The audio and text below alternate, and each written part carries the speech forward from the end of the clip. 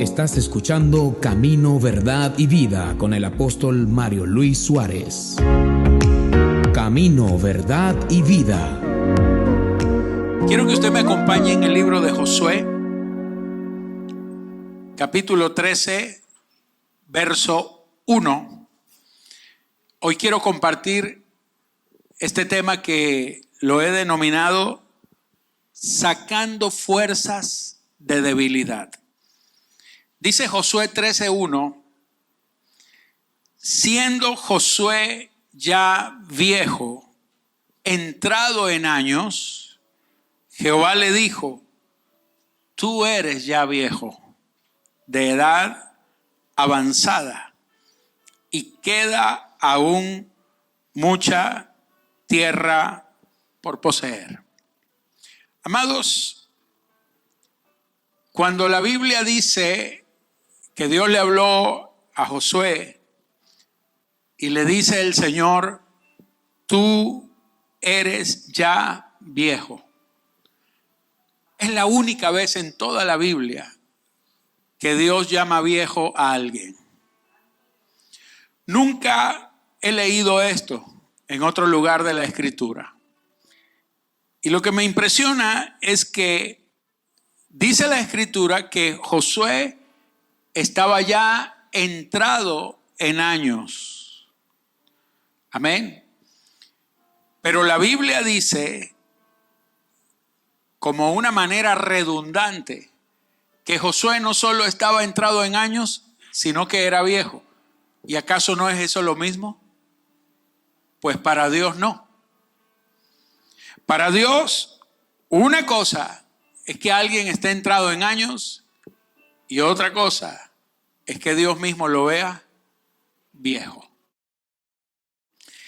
Ahora, lo interesante, mi amado, es que Dios había destinado a Josué para hacer varias cosas. En específico, para hacer tres cosas muy puntuales. Primero, ¿quién era Josué? De todos esos millones, porque eran millones de personas, que durante 430 años estuvieron esclavos en Egipto, solo dos pudieron entrar en la tierra prometida. Y estos dos fueron un hombre llamado Josué, de quien estamos hablando, y su amigo Caleb. Ahora, Dios escoge a Josué para hacer exactamente tres cosas. Número uno, introducir a los israelitas del desierto a la tierra prometida. Número uno, introducirlos a la tierra prometida. Número dos, Josué tenía la tarea de guiarlos en la batalla porque tenían que conquistar y echar de allí fuera a los moradores. Él tenía que comandar al pueblo para terminar de conquistar. Y número tres, lo que tenía era que poseer la tierra y hacer que la gente pudiera vivir en paz allí en ese lugar. Eran tres tareas. Pero lo que nos llama la atención, amados, es que dice en Josué capítulo 13 que ellos habían iniciado las conquistas, pero todavía no estaba lista la tarea. Todavía los gigantes estaban allí. Todavía el pueblo no había terminado de sacarlos y de poseer la tierra. Y entonces de pronto viene una palabra de parte de Dios a Josué y le dice el Señor: tú eres ya viejo y queda aún mucha tierra por poseer. Amados, esto a mí me llamó mucho la atención porque algo sucedió en Josué. Algo pasó en la vida de Josué que Dios lo llamó viejo. A ver, toca a la persona que tienes a tu lado y dile: eres avanzado en edad, pero no eres viejo. Amén. No importa la edad que tengas, aleluya, Dios nunca antes y nunca después llamó viejo a alguna persona. Dios nunca llamó viejo a nadie. Mira, esto no es un problema de edad. Esto es un problema de actitud. Porque la Escritura dice, por ejemplo, que Moisés fue llamado e inició su ministerio de ir a sacar al pueblo de Egipto a los 80 años. Amén. Abraham obtuvo el hijo de la promesa cuando tenía 100 años. Dios nunca le dijo, eres muy viejo, Abraham. No, Dios le dijo, a los 100 años te vuelvo un muchachito y vas a tener tu primer hijo. Y a Sara, que tenía 90, la volvió una quinceañera con una matriz fértil y unos pechos que amamantaron a su bebé. Porque eso es lo que Dios hace. Dios a nadie lo llama viejo.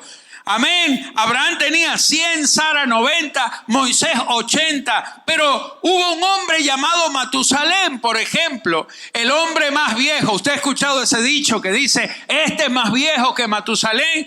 Pues Matusalén, dice la escritura en el libro de Génesis, que vivió 969 años. Hay gente que a los 69 ya está, hermanos, que quiere irse de este mundo. Y todavía Matusalén decía, me faltan 900 añitos más. Escúcheme, ¿por qué Matusalén vivió tantos años? Porque Matusalén en sí, su propio nombre era profético. El nombre de Matusalén significa, el día que yo muera, habrá una emisión. El día que yo muera, eso sucederá. Eso es lo que significa el nombre de Matusalén. ¿Y qué era lo que iba a suceder cuando Matusalén muriera? Pues el diluvio.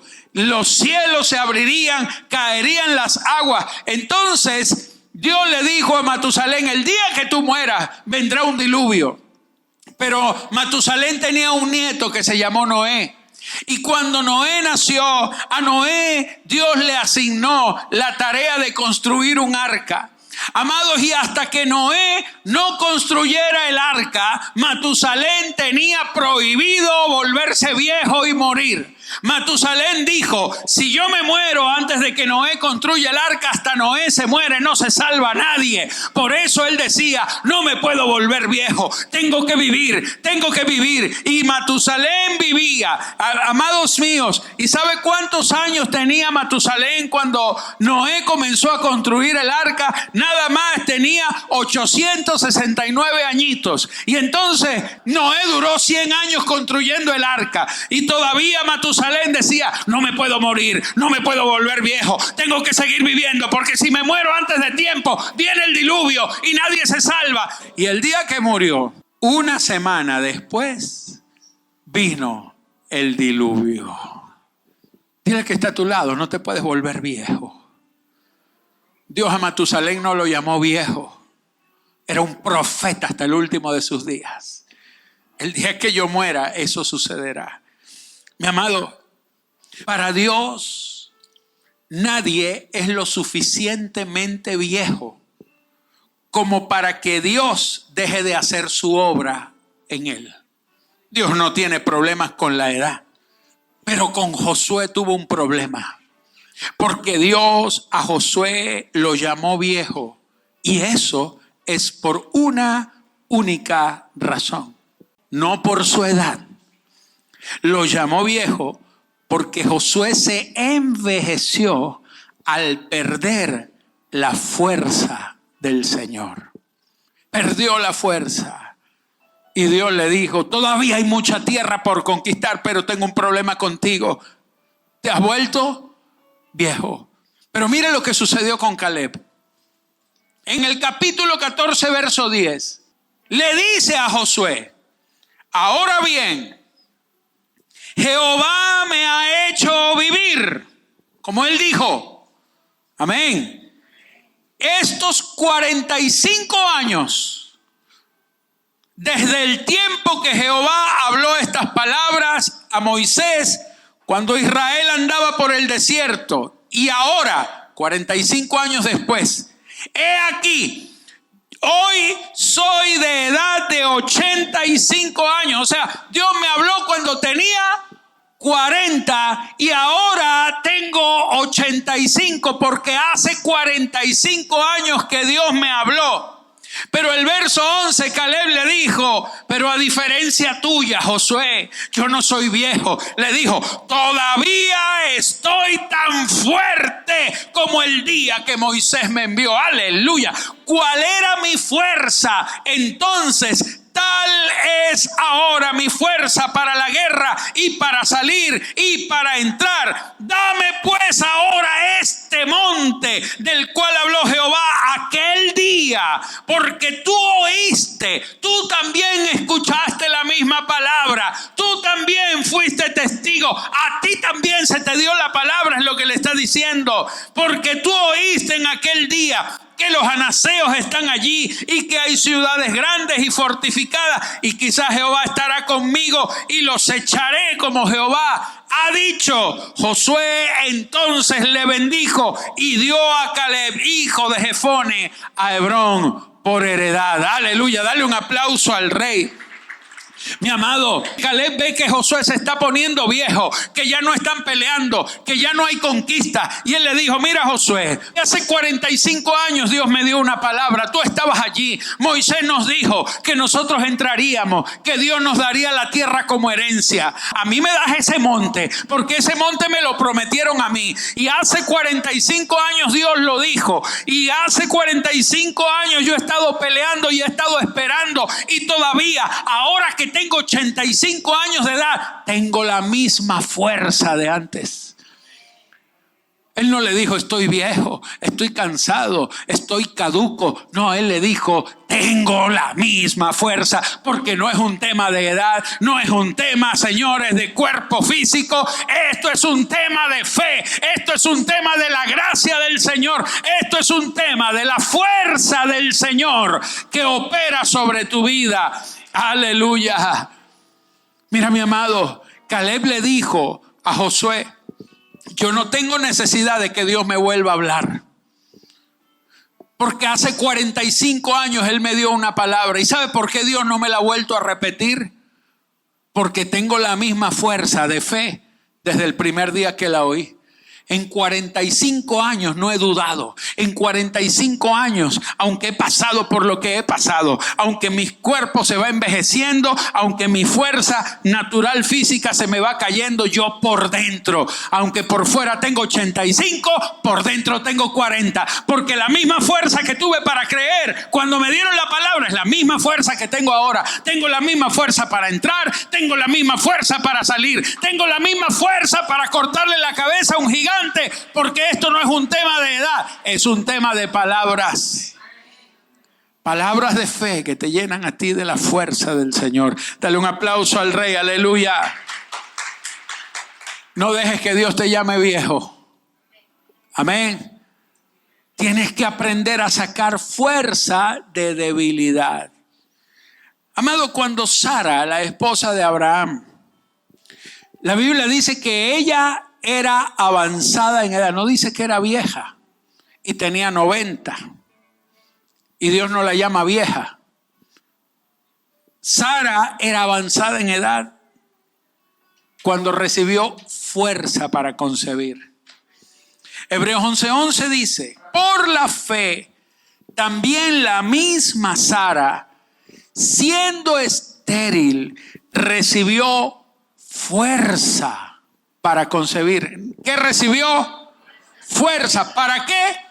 Para concebir. Levante su mano y diga conmigo, voy a recibir fuerzas para concebir lo que Dios me ha prometido. En el nombre de Jesús, declaro que tú eres un vientre abierto que será fértil a toda palabra que Dios te haya soltado, y que tú darás a luz las promesas que Dios ha puesto en tu espíritu para hacerlas. Aleluya. Alguien tiene que decir amén a eso y darle su mejor aplauso al Rey.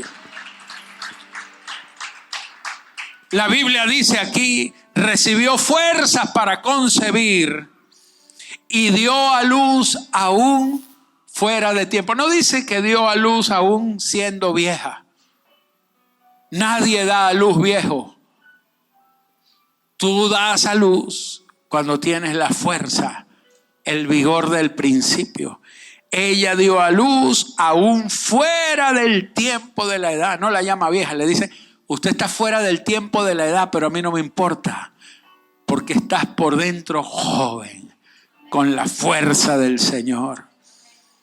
¿Por qué? Porque creyó que era fiel quien lo había prometido. Levanta tus manos. Porque si tú crees que el que te prometió es fiel para cumplirlo, tus fuerzas nunca se agotarán, porque tu fuerza es el Señor. Aleluya. El gozo del Señor es mi fortaleza. Diga conmigo, el gozo del Señor es mi fortaleza. Cada vez que leemos ese salmo que dice, el gozo del Señor es mi fortaleza. Mira, hay dos maneras de interpretarla, una incorrecta y la otra la correcta. ¿Cuál es la manera incorrecta? El gozo del Señor es mi fortaleza, entendiéndolo como que cuando Dios se goza, entonces yo soy fuerte. Y no es así. No, pero ¿por qué? Porque el gozo del Señor, y como Él siempre anda gozoso, yo entonces soy... No es eso. Lo que está diciendo es lo contrario. Es que la única manera que Dios se goce es cuando tú te haces fuerte. Porque cuando Dios te ve viejo, ya Dios no tiene expectativas de que vaya a hacer algo contigo. Le dijo a Josué, eres viejo y todavía yo quiero hacer muchas cosas, pero yo no hago nada con los viejos. ¿Aló? Dile que está a tu lado, mírame bien. Dios está haciendo algo conmigo porque Dios no hace nada con los viejos. Yo no soy viejo, aleluya. Tengo la misma fuerza. Dale un aplauso al Rey, gloria a Dios. Hay momentos donde tú empiezas a sentir que ya no hay fuerzas en ti. Y tienes que aprender a sacar fuerza de debilidad. Y entonces, esto parece incongruente. Pero la Biblia dice en Hebreos 11 que hubo un grupo de hombres, entre los cuales menciona a Gedeón, Barak, Sansón. Y dice en Hebreos 11:33 que por fe conquistaron reinos. Todo es un asunto de fe. Por fe conquistaron reinos. O sea, lo que le dio la fuerza para conquistar reinos fue la fe, que nunca perdieron la fuerza. Por la fe hicieron justicia en un mundo perdido. Por la fe ellos alcanzaron promesas. Por la fe taparon bocas de leones. Por la fe apagaron fuegos impetuosos. Por la fe evitaron filo de espadas. Pero por la fe sacaron fuerzas de debilidad. Y por la fe se hicieron fuertes en medio de sus batallas. Y pusieron en fuga ejércitos extranjeros. ¡Wow! Sacaron fuerza de debilidad.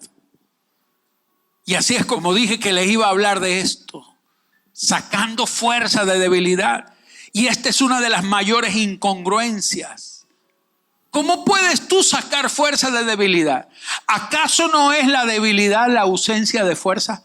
Entonces, ¿cómo puedo sacar algo que ya no tengo? Pues, porque no está hablando de la debilidad de Dios ni de la fuerza tuya.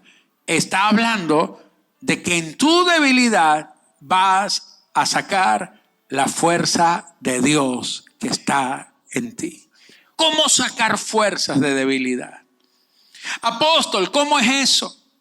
Porque una cosa es bonita leerlo en la Biblia, pero vamos a lo práctico. Alguien dijo, ¿cómo se come eso? ¿Con qué se come eso?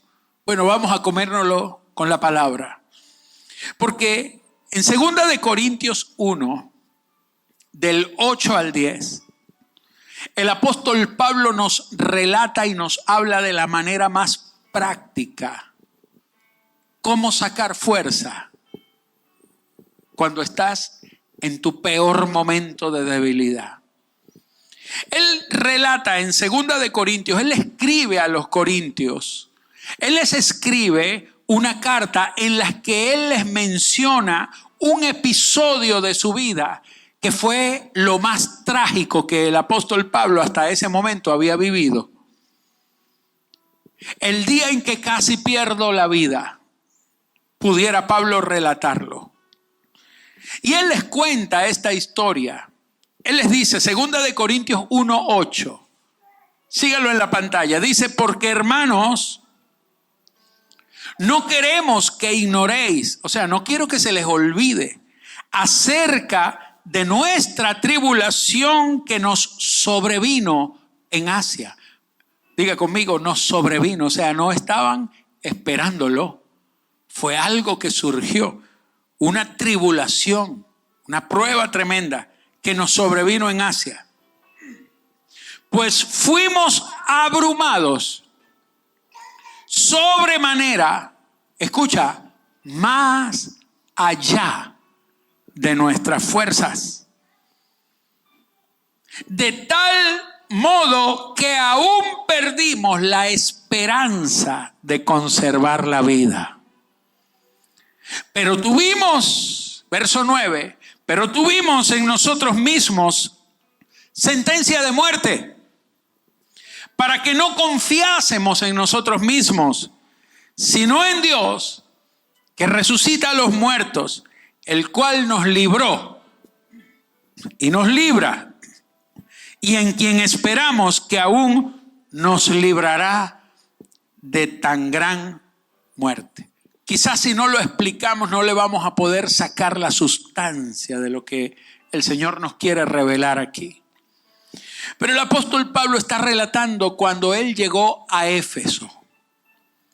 Éfeso fue una de las iglesias más traumáticas para Pablo porque fue la iglesia en donde tuvo mayor persecución por parte de los incrédulos, por parte del pueblo, de la ciudad. Si usted lee el libro de los Hechos, creo que en capítulo 18 se nos habla de esto, 18 y 19, de cuando Pablo funda Éfeso, luego de haber fundado la iglesia de Corinto. Entonces dice que comenzó a hacer una obra tan tremenda que comenzó a afectar los principados diabólicos que gobernaban en el mundo espiritual la ciudad. Dice que Pablo predicaba, la gente se sanaba, eran milagros tras milagros, y de pronto dice que un día se acercó una multitud a la plaza donde estaban predicando, y la gente convertida, la gente que antes estuvo en hechicería, en brujería, traían los libros de magia. Y entonces dice que con la predicación la gente se convertía a Cristo y renunciaban a la hechicería, a la brujería, de tal modo que ese día en la plaza pública comenzaron a traer los libros de magia, y dice que reunieron los libros y los quemaron en la plaza pública, y dice que el monto, el precio era más o menos 50,000 piezas de plata. Y eso, según los cálculos, aproximadamente serían unos 5 millones de dólares que costaban la cantidad de libros, y los quemaron porque la gente se convirtió a Cristo.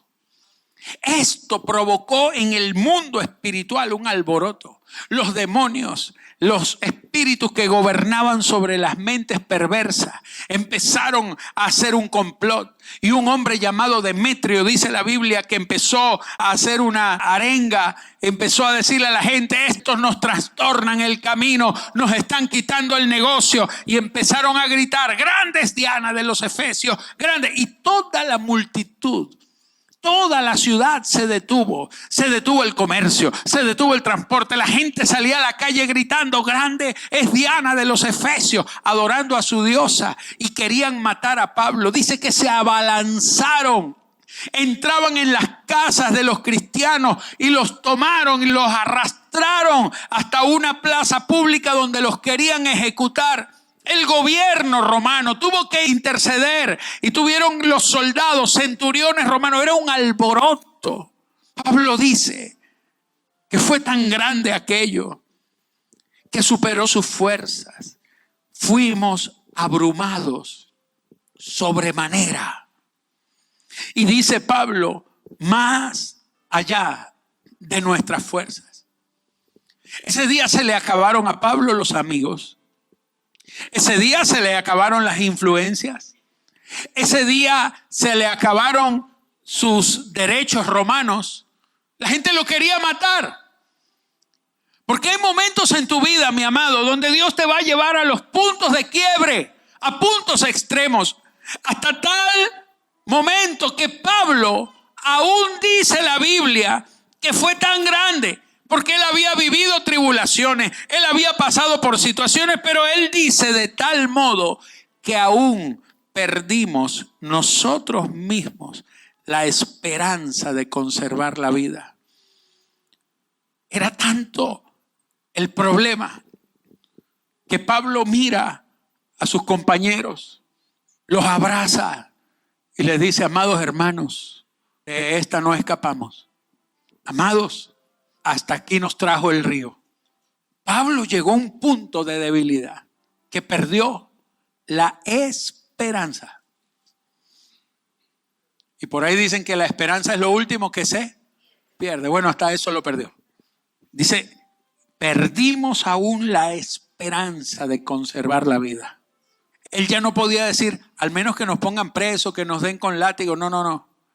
Ni siquiera nos van a dejar vivos.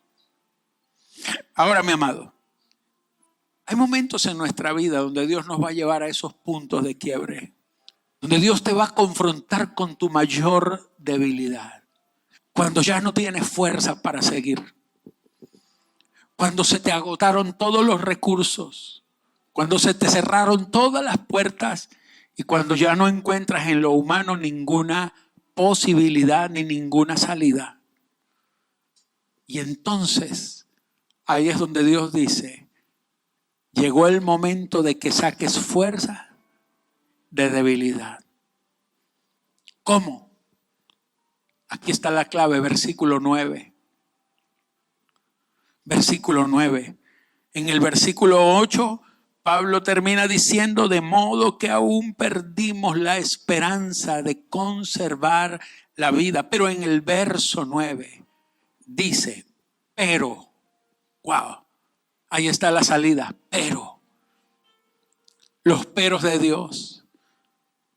Pero tuvimos en nosotros mismos sentencia de muerte para que no confiásemos en nosotros mismos, sino en Dios que resucita los muertos, el cual nos libró y nos libra y en quien esperamos que aún nos librará de tan gran muerte.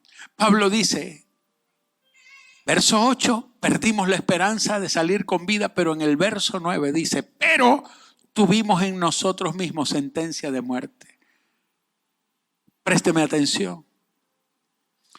Pablo dijo, quiero quitarle la sentencia de muerte al diablo, porque o en este problema o me mata el diablo o yo decido morir a mí mismo ante el Señor. La pregunta es, ¿quién tiene tu sentencia de muerte? ¿La tiene el problema o decides tomarla tú dentro de ti mismo? Porque eso fue lo que hizo Pablo. Pablo dijo, hoy le voy a quitar la potestad al enemigo. Le voy a quitar toda posibilidad a este problema de que me aniquile. Porque hoy, antes de que me mate, yo prefiero morir a mí mismo delante del Señor. La sentencia de muerte se la quitó al diablo y él mismo se la impuso. Es una sentencia de muerte autoimpuesta. Hoy decido yo morir. Decido yo. el diablo no decide cuándo yo muero. Yo decido morir delante del Señor. Decido ir a la cruz. Decido crucificar mi debilidad. Decido crucificar mi humanidad. Decido llevar a la cruz mi impotencia. Decido llevar a la cruz cualquier intento de seguir confiando en mí mismo para escapar de esto. Decido llevar a la cruz cualquier posibilidad humana de ser rescatado, porque decido hoy que si hay algún rescate para mi vida, no vendrá de ningún hombre ni de mí mismo, vendrá de arriba, del cielo, de Cristo a quien le pertenezco.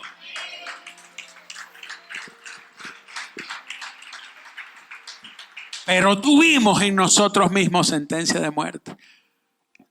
Dios nos va a llevar a un punto donde la sentencia de muerte la tienes que decretar tú mismo sobre ti. Yo no puedo decretar tu muerte. Si tú no vas a la cruz, nadie te puede ayudar. Pero si tú vas a la cruz, Cristo te resucitará. Porque dice aquí, pero tuvimos en nosotros mismos sentencia de muerte. ¿Para qué? Para que no confiásemos en nosotros mismos. Porque si ya tú estás muerto, ¿cómo confías en que un muerto te ayude? Si ya tú estás muerto, ya tú no puedes confiar en ti mismo, porque no tienes la capacidad para ayudar si ya estás sin la vida humana, pero abrazando la vida de Cristo. Porque dice, para que no confiásemos en nosotros mismos. Mire, amado, la única manera que usted deje de confiar en sí mismo es yendo a la cruz, a rendirse todo delante de Él. Porque dice aquí, sino en Dios que resucita a los muertos. Pablo lo que decía es, si dejo que los efesios me maten, hasta aquí va a llegar el ministerio. Pero si antes de que ellos me maten, yo decido ir a la cruz y crucificar mi debilidad humana y dejar de confiar en mí y dejar de buscar mi salida y abandonarme en las manos del Señor, si Él quiere, me dará la salida. Él me librará. Ya no confío en que yo pueda preservar mi vida, pero confío en que el que da la vida al que está muerto, me resucitará. Dios no resucita a los que están vivos. La única condición para que usted viva como un resucitado es que usted esté muerto. Aleluya. Dios resucita solo a aquellos que matan su propia debilidad humana para que Él los levante en la vida de Cristo con el mismo poder que levantó a su Hijo de entre los muertos. Porque es el mismo poder de Él. El mismo poder que resucitó a Cristo de entre los muertos te resucita a ti cuando tú estás clavado en tu cruz de cada día. Cuando tú decides morir a ti mismo, a tu fuerza humana. Es la única manera de sacar fuerza de debilidad. Dios te va a llevar a un punto de quiebre. Porque si tú no eres quebrado delante del Señor, si tú no eres crucificado y clavado en una cruz, no hay manera de que vivas como un resucitado. No hay manera de que vivas en el poder de la resurrección. Mi amado, el poder de la resurrección no es un poder que operará en el futuro cuando el Señor nos lleve. El poder de la resurrección es el poder que te mueve ahora en cada día, porque ya tú estás muerto y ya no vivo yo, sino que ahora vive Cristo en mí. En 2 de Corintios 12:9, el apóstol Pablo dijo estas palabras: y me ha dicho el Señor, bástate mi gracia, porque mi poder se perfecciona en la debilidad. Por tanto, dice Pablo, de buena gana me gloriaré más bien en mis debilidades. Él dice, yo no me voy a gloriar en mi poder. No me voy a gloriar en mi sabiduría, ni me voy a gloriar en mis capacidades. ni me voy a gloriar en mi juventud o en mi fuerza. No me voy a gloriar en mis influencias. Me tengo que aprender a gloriar en mis debilidades. ¿Por qué? Para que repose sobre mí el poder de Cristo. Porque donde tú eres fuerte, Dios no hace nada. Mi amado, entonces dice, por lo cual, por amor a Cristo, levanta tus manos. Esto es un tema de cuánto amas a Cristo o cuánto te amas a ti mismo. Porque cuando mi amor es Cristo, dice, me gozo en mis debilidades. Cuando tú estás sintiendo que se te cerraron las puertas y te pones a angustiarte y a llorar y te pones a renegar de todo, es porque todavía no estás muerto. Es porque todavía te hace falta sacar fuerza de tu debilidad, llevar tu debilidad a la cruz y gozarte en Cristo, el único que te puede sostener. Por amor a Cristo me gozo en afrentas, dice Pablo. ¿Cuántas veces alguien te ha ofendido? ¿Alguien te ha afrentado o te ha avergonzado? ¿Cuántas veces alguien ha hablado de ti? ¿Cuántas veces alguien te ha hecho enojar? ¿Y con qué respondes? Con tu fuerza humana. A mí me respetas. Te prohíbo que vuelvas a hablar mal de mí. Usted a mí no me toca, ni te atrevas. Porque todavía hay carne viva. Pero en afrentas, Dios a veces nos va a llevar a un punto donde ni siquiera valdrá la pena defenderse. Porque Cristo es mi defensor. Por amor a Cristo, dice Pablo, me gozo en debilidades, en afrentas, en necesidades. ¿Cuántas veces has tenido una necesidad y esa necesidad no te ha puesto a rendirte a Dios, sino a pelear con todos? Peleas con el pastor, con el apóstol, con el líder, con la iglesia. En esa iglesia no hay amor. A mí nadie me buscó. Esperabas la ayuda de alguien. Esperabas que alguien viniera a socorrerte. Y escúchame, amado, en necesidades.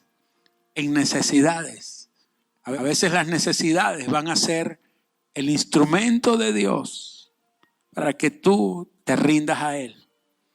Para que aprendas a sacar la fuerza de Él en medio de tu mayor debilidad.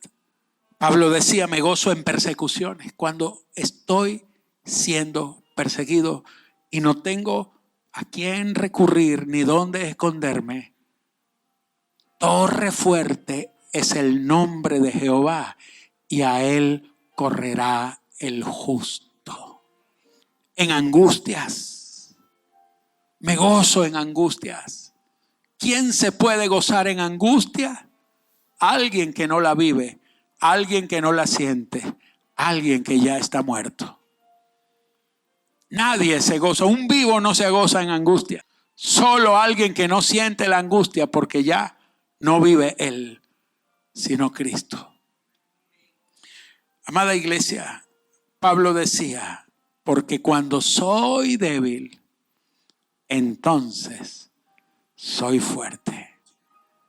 Cuando soy débil, voy a la cruz y me vuelvo fuerte porque ya no vivo yo, mas ahora vive Cristo en mí.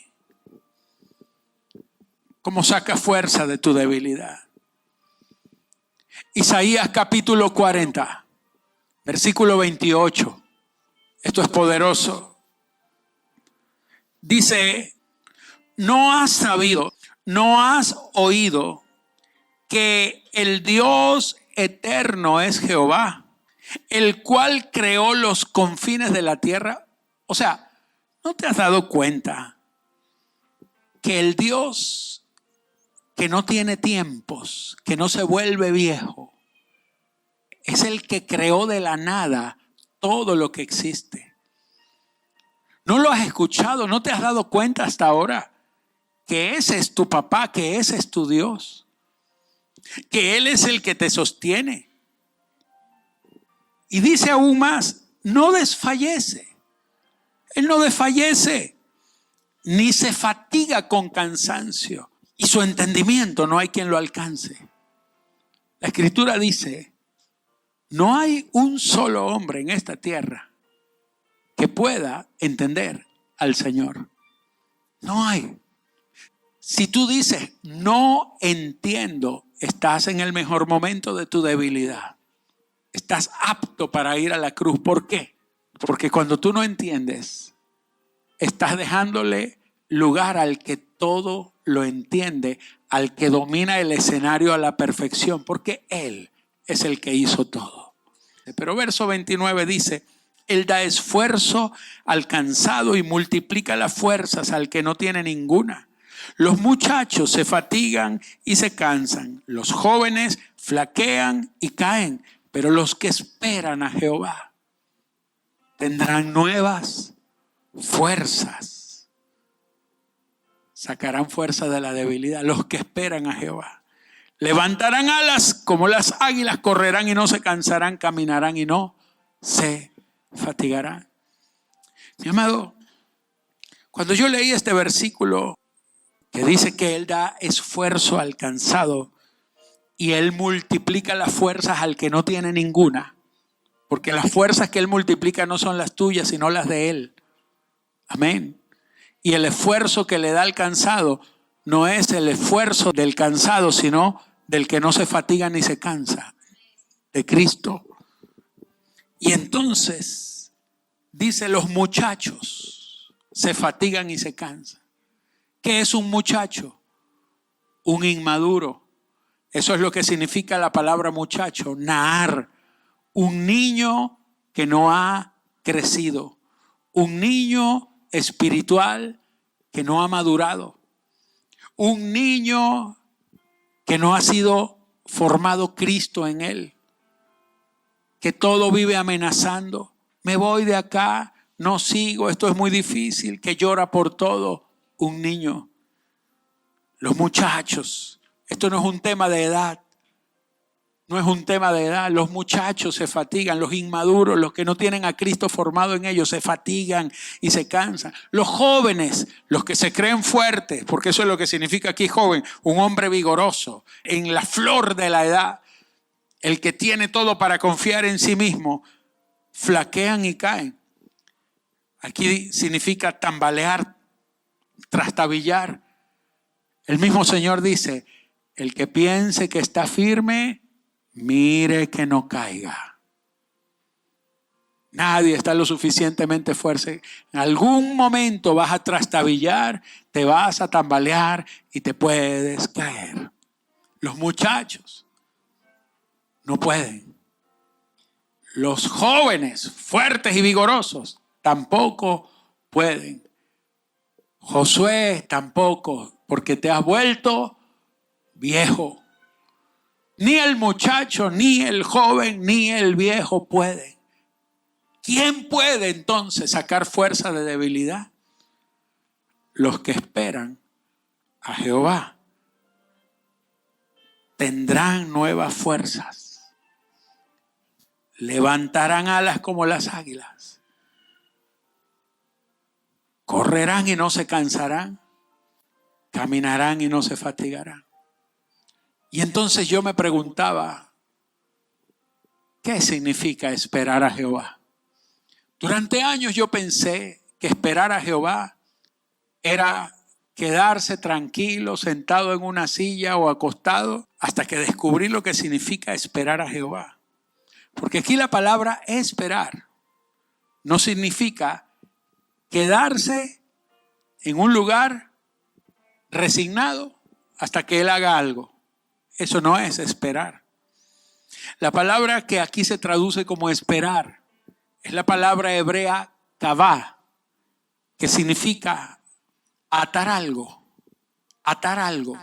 Era la palabra con la cual tomaban a un hombre y lo ataban a un poste para que no se escapara un reo, y lo amarraban con una cuerda alrededor, lo entorchaban, lo ponían como una oruga, atado totalmente desde la cabeza hasta los pies, de tal manera que hasta su cara pegara a ese poste, que no pudiera ni siquiera pronunciar palabras, porque estaba totalmente atado, que no podía moverse a ningún lado, que no podía mover sus manos para librarse, ni podía mover sus pies para salir huyendo, ni podía abrir su boca para solicitar ayuda, ni tampoco podía ver ni oír, porque estaba totalmente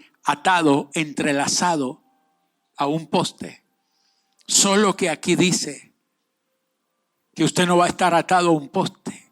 Los que van a recibir nuevas fuerzas son aquellos que están atados de pies, de manos, de cabeza, de boca, de oído, de todo, cuando todo tu ser está anclado a Cristo, atado a Cristo. Tú estás amarrado al Señor. Cuando tú has decidido esperarlo a Él, porque has decidido dejar de hablar para que Él hable, dejar de ver para que Él vea, dejar de escuchar para que sea Él el que pueda hablar a tu corazón. Aleluya.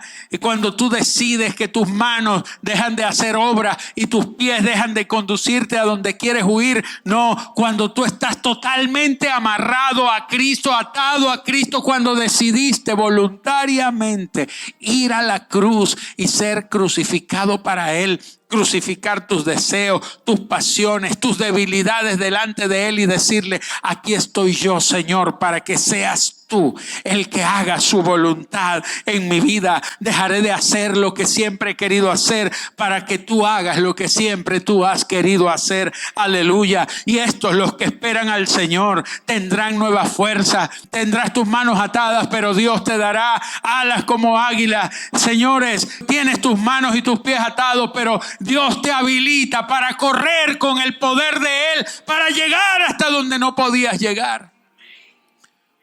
Porque estás atado al Señor. Estás anclado a Él. Estás aferrado a Cristo. Los que esperan son los que permanecen en Él, rindiéndolo todo a Él, voluntariamente. Nadie decide atarte al Señor. Tú lo decides. Tú decides poner sentencia de muerte sobre tu propio yo para que Cristo se manifieste en ti. Quiero terminar con dos escrituras. La primera de ellas, muy conocida, el Salmo 23, versículo 4. Y aunque ande, verso 4, léalo. Aunque ande en valle de sombra de muerte, cuando esté pasando por mi peor momento, cuando estoy pasando por mi peor temporada, cuando estoy pasando por esa situación en donde ya no sé qué hacer, aunque ande en valle de sombra de muerte, no temeré mal alguno, porque tú estarás conmigo, dice el salmista. Pero mira esto, dice: en ese momento, cuando no tengo ninguna fuerza, voy a recibir fuerza. Tu vara y tu cayado me infundirán aliento. El aliento viene del cayado. Tu vara y tu cayado me infundirán aliento. Lo que te infunde aliento es el cayado. ¿Qué es el cayado? Usted ha visto esas imágenes de pastores que tienen un bastón que es como un gancho curvo en la punta, pero es una vara. Ese gancho era para que cuando la oveja se estaba desviando, la tomaban por el cuello y la volvían a alar. Porque la oveja es ciega, la oveja no ve. Y cuando anda en un valle de sombra, menos ve. Cuando estás a punto de desviarte, cuando estás a punto de fallecer y no puedes ver lo que Dios está viendo, porque Dios ve todo el panorama. Entonces, en ese momento, en el valle de sombra de muerte, Dios te guía. Dios te guía y te vuelve a meter en el redil. Pero este redil y estas ovejas tienen un propósito. Y eso está en Zacarías 11:7. Zacarías 11:7 dice: apacenté pues, está hablando del que apacienta, del que cuida las ovejas. Apacenté pues las ovejas de la matanza, esto es, a los pobres del rebaño. Y el Señor dice: y tomé para mí 2 callados. Al uno le puse por nombre gracia y al otro, ¿cómo se llama el otro? Ataduras. Y apacenté las ovejas. Aquí dice el Señor, el que apacienta: Jehová es mi pastor y en delicados pastos Él me hará descansar. ¿Sí? Él te da descanso mientras tanto, en delicados pastos de su presencia, de su gracia.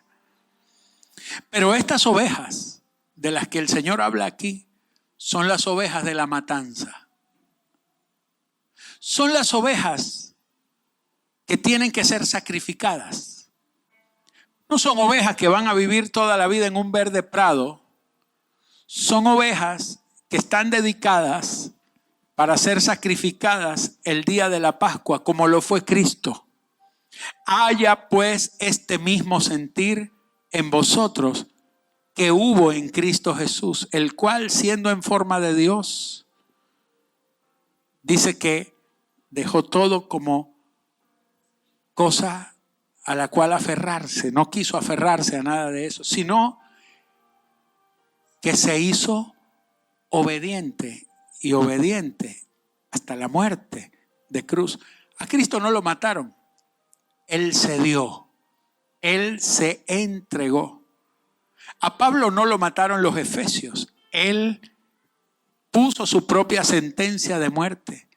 Las ovejas de la matanza son las ovejas que se quieren alejar del propósito. Y entonces el buen pastor, el que apacienta, tiene 2 callados. Uno se llama gracia. La gracia te va a volver a traer. Pero la gracia no es para dejarte donde estás. Hay otro callado con el cual Dios te apacienta, porque Él dice: te voy a apacentar. Apacenté las ovejas con 2 callados. Con el callado de la gracia y el otro, ¿cómo se llama? Porque los que esperan a Jehová, los que se atan a Él. El otro es el callado donde Él te dice: hijo, necesitas ir a la matanza. Necesito apacentarte. Necesito que te ates a mí. Necesito que estés conmigo. Necesito que te abraces a mí. Yo no te quiero obligar. Tú eres oveja de la matanza. Tú has sido destinado para un propósito. El apóstol Pablo decía: somos como ovejas contadas para el matadero. Porque tu propósito es una cruz, mi amado. Si no estás atado a esa cruz, Cristo no se puede glorificar en tu vida. Tengo que desaparecer yo para que se vea Cristo. Tienes que desaparecer tú para que se pueda ver a Cristo en tu vida. La única manera que tú puedas llegar al propósito eterno de Dios es cuando tú te rindes por completo a Él.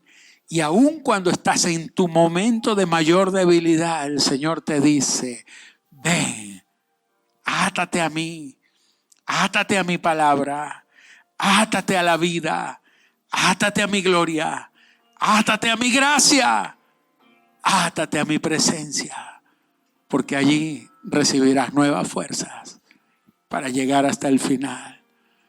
Levanta tus manos por un instante al Señor. Dale a Dios la gloria en este momento. Dile al Señor: Dios, hoy me rindo delante de ti. Hoy rindo mi vida. Hoy rindo todas mis fuerzas. Hoy me pongo en tus manos. Gracias, Señor. Contáctanos a través de nuestra página web www.cddministerio.com. Camino, verdad y vida.